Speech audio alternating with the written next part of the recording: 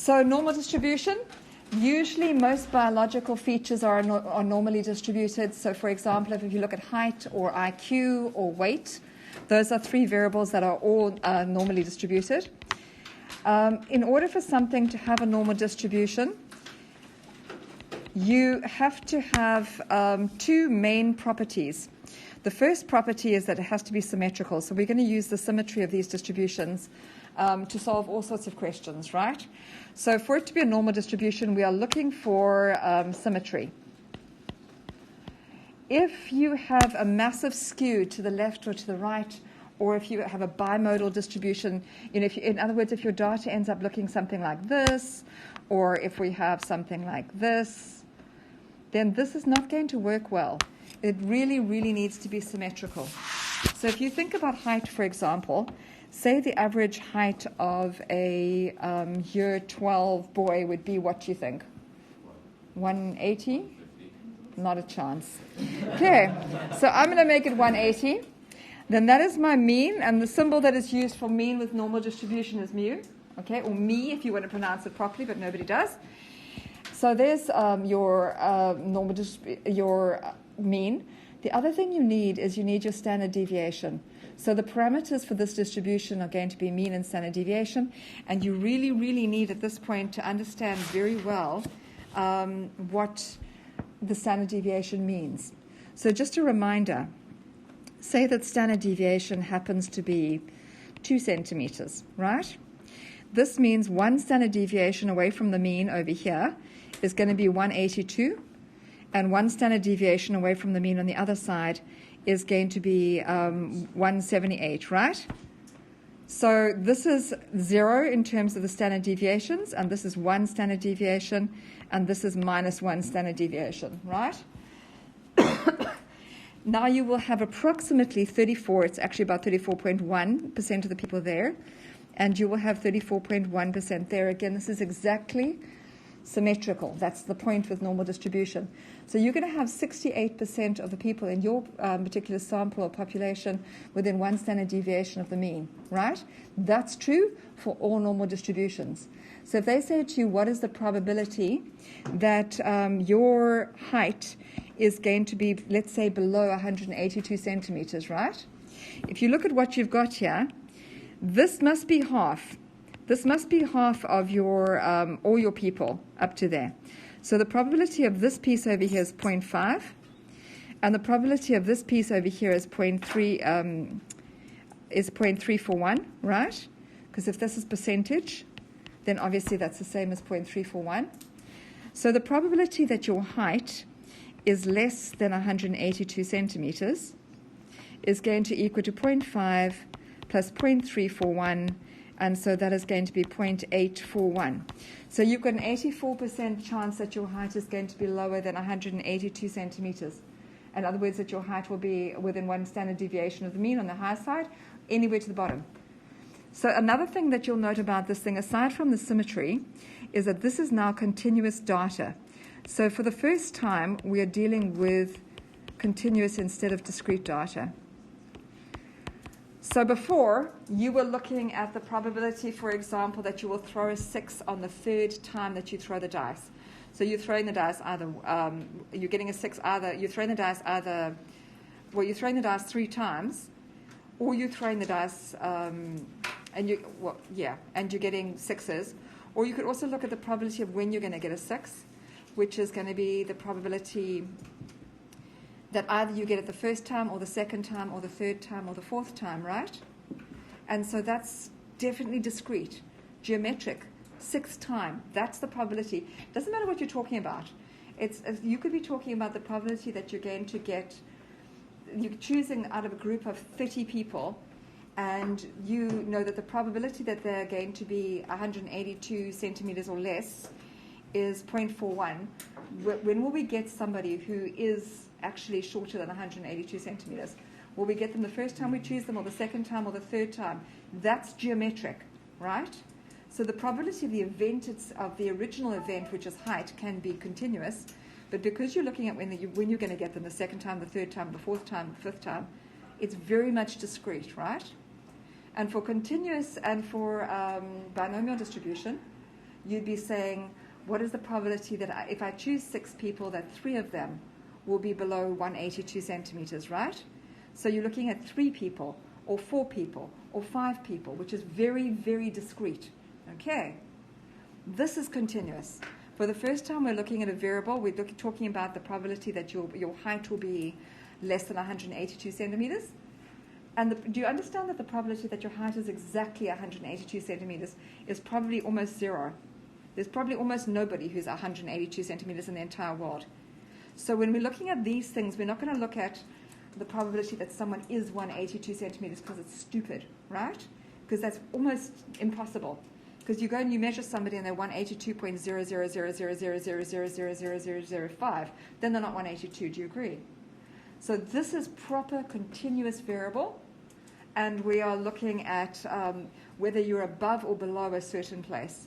And we're going to be using symmetry, right? Second thing over here, 2 standard deviations away from the mean, right? So if you're going to go 2 standard deviations away, then I'm going to add another 2 centimeters. That's 184. And I'm going to subtract another 2 centimeters. That's 176. So if you're within 2 standard deviations of the mean, then you're going to be between a height of 176 and a height of 184. Now, the probability that you're going to be between 176 and 184 is 95%. We know this because somebody actually studied it and worked it out, right?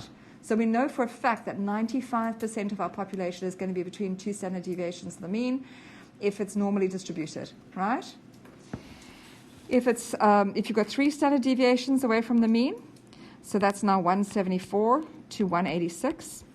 So that's 3 standard deviations. Then the probability is going to be 99%.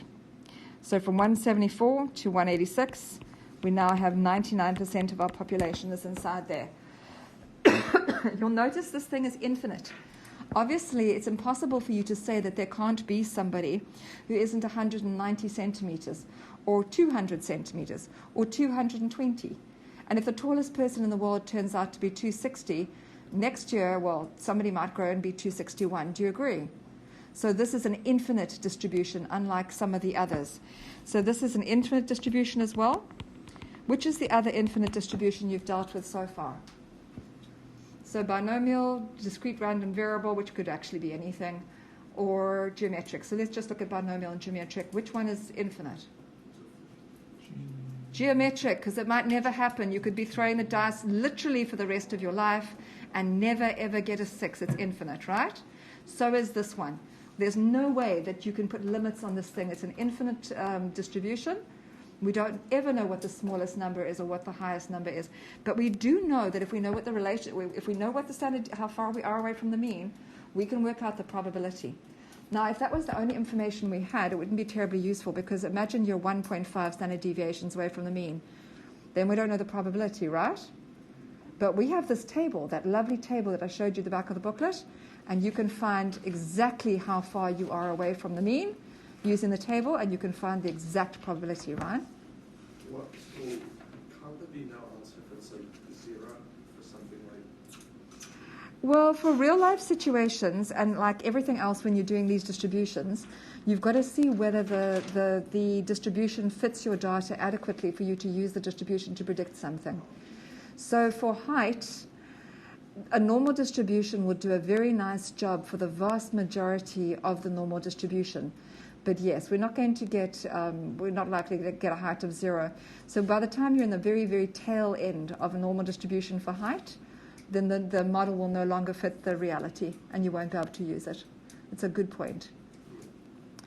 So this is a given table, right? It's going to be inside your booklet, and you're going to use it. You have to remember that they're going to give you the probability below a certain value. What you're doing is you're looking for the Z value. The Z value is how many standard deviations you are away from the mean.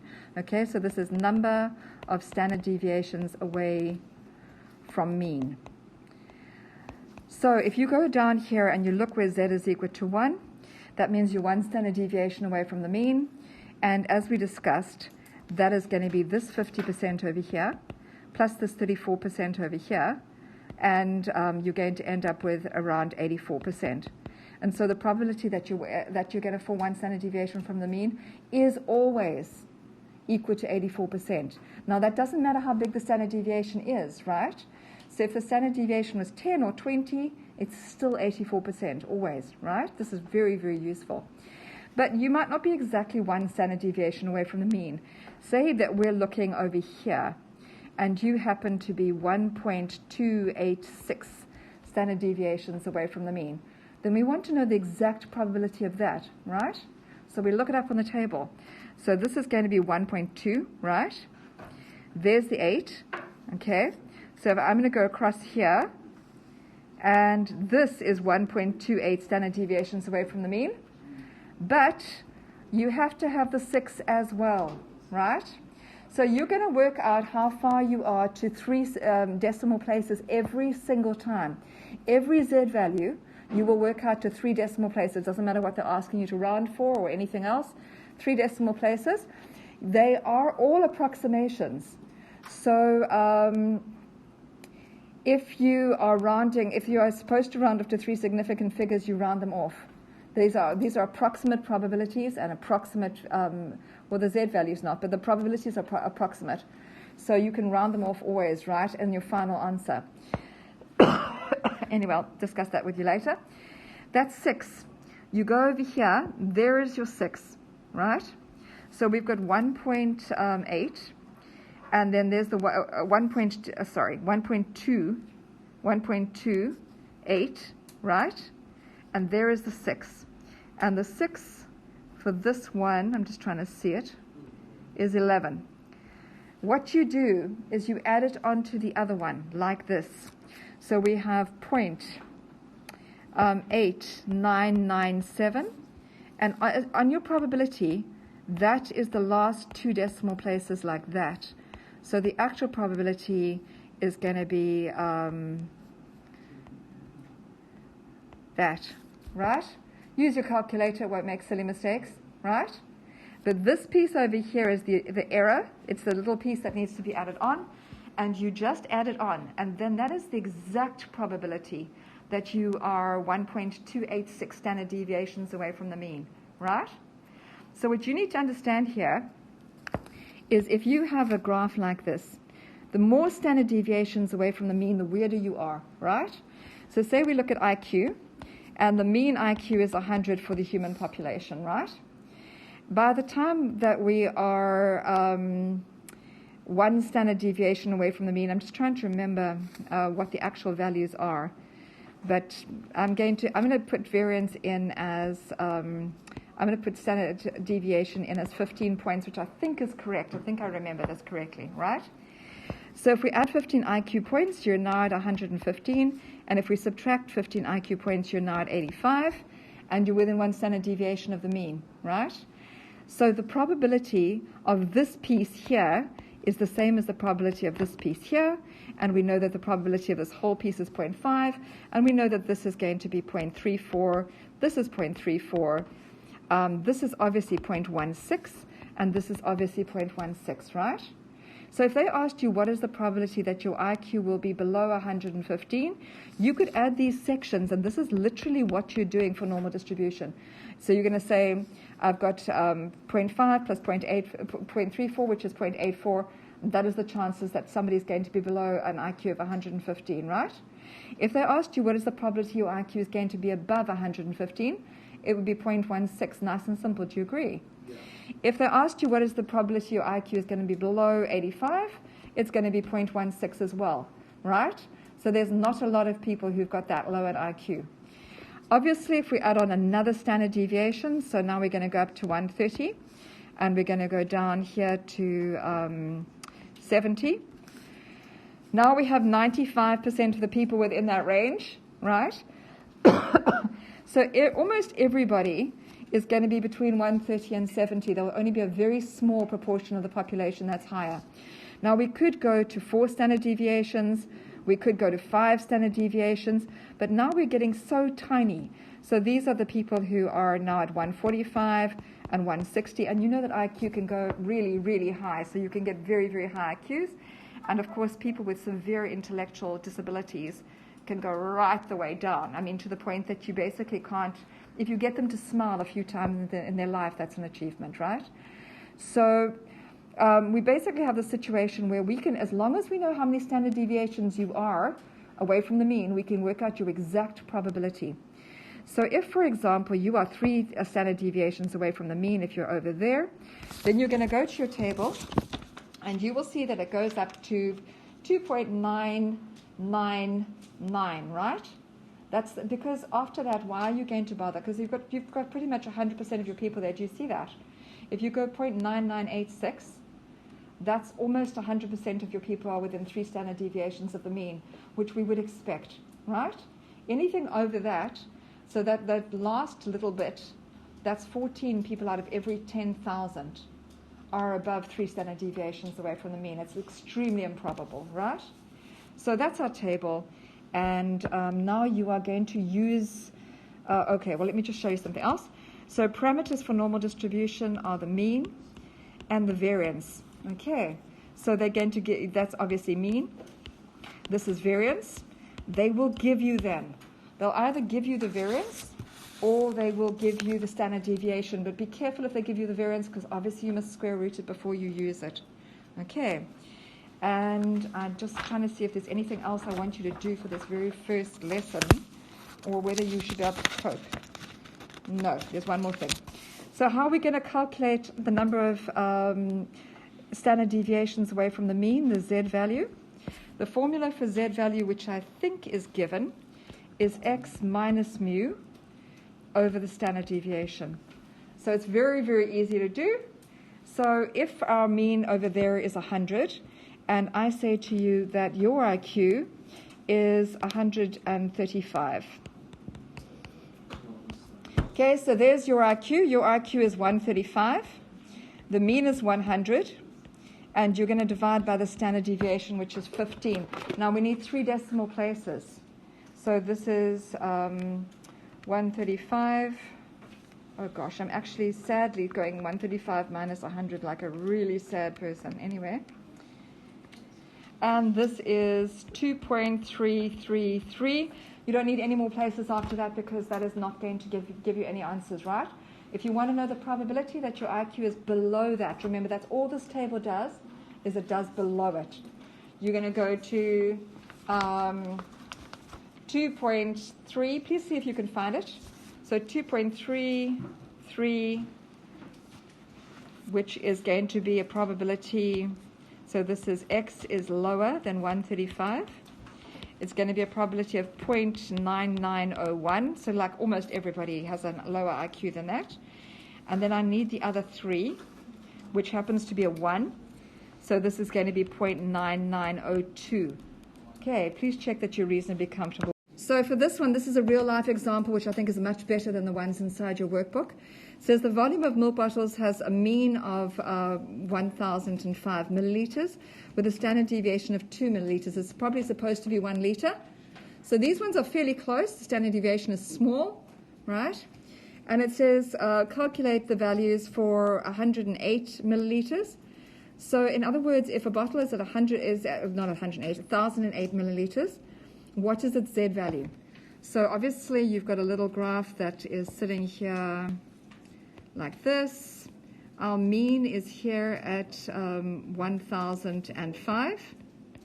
If you are at 1,008, you need to know how many standard deviations that is away from the mean, right? It's obviously going to be a positive Z value because it's on the right-hand side. And so you are going to go your x coordinate minus your mean, the order is important, right? And divided by your standard deviation, which they gave you. And this is 1.5 standard deviations away from the mean, right? And if you did 1,000, that's over here. So obviously we're expecting a negative Z value. It's very important to note that, that this will be negative on the left-hand side and positive on the right-hand side, right? So if you're on this side over here, your Z value is positive, and if you're on this side over here, your Z value is obviously negative, okay? So this 1,000 is over here. So before you do anything else, you're going to have to find the Z value. So you're going to go 1,000 minus 1,500 again, your x-coordinate that you actually want. Doesn't matter if it's bigger or smaller than that. We don't care about that for the time being. We just need to know where we are, okay? And you're going to subtract the mean, and this is minus 2.5 standard deviations away from the mean, right? And then the first exercise you're doing is just practicing finding z values, not interpreting them or anything else, just finding them.